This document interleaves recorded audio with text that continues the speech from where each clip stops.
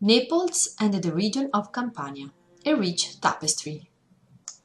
Historical notes. The city of Naples was founded by the Greeks. The name Neapolis means new city, who came to Italy from Greece during the course of the 5th century before Christ and settled in various parts of the southern Italy and Sicily.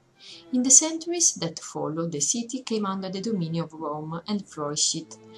Many of the Roman emperors owned fabulous villas in the territory around Naples and on the famous islands of Capri and Ischia, just off the coast.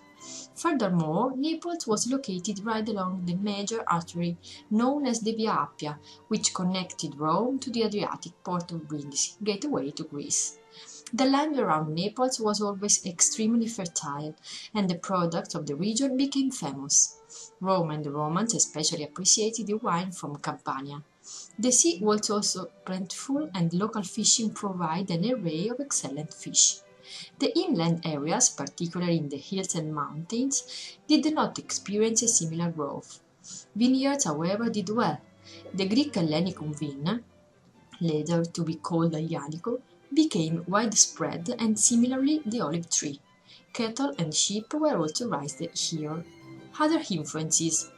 Working our way forwards in time, from the year 1000 onwards, we can say that Naples was a flourishing city, capital of southern Italy, rich in art, culture and economy activity. The city came under various foreign rules and was exposed to many cultures, Arab and Norman, Swabian and French, Spanish and Austrian.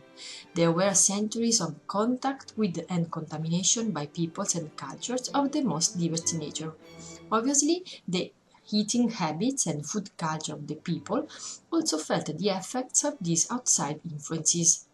The Arabs introduced the use of dried pasta, macaroni and spaghetti, and also rice.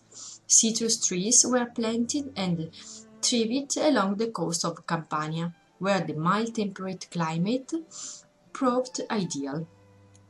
In this same period, other fruits appeared as well, such as peaches and apricots, along with several varieties of new vegetables, such as the artichoke. It would not be until much later, however, in the first half of the 18th century, that potatoes and tomatoes would become part of daily diet. These ingredients are now such an integral part of traditional cuisine of Campania.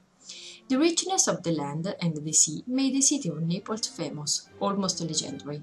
In fact, one must be careful to distinguish between two styles of cooking, one humble, of the simple folk, and one rich and aristocratic, of the upper classes of nobility and bourgeoisie. The lower classes ate fruit and vegetables and ate what the land had to offer, and thus the poor Napolitans were called the leaf eaters, whereas the lavish courts and the aristocracy invented sumptuous dishes such as the sartù di riso, a dish still eaten today. It was only later that eating pasta became commonplace, and thus the same Napolitans come to be called the macaroni eaters, like the Sicilians. The fact remains that the traditional cuisine of Naples is, historically speaking, the product of many contributing influences, a rich tapestry of different cultures, daily inventiveness, inexorable creativity, and extraordinary colors and flavors. Product. Naples became famous throughout the world for pizza, which is simply the evolution of the traditional country-style torte or stuffed focaccia. It was and is basically bread, seasoned with tomato, mozzarella, anchovies, onion, rosemary, olives, capers. Pizza, as we know it today, dates back to the 18th centuries, and it has been popular ever since. The Campania region is especially known for its cheeses and dairy products. The caciocavallo is obtained from cow's milk and made into string cheese and given its characteristic oblong shape. A particularly fine and rare variety, the podolico, is made from the milk of a breed by the same name. The more common provola and provolone, as well as several pecorino sheep's milk cheeses, are made in the inland provinces. Perhaps the best known cheese is mozzarella, to be distinguished as mozzarella di bufala, made from the milk of the Italian water buffalo, porcelain white in color, very elastic consistency and very milky in the core, and fior di latte, made from the milk of regular dairy cows. There is a particularly fine variety made from the milk of cows from Agerola.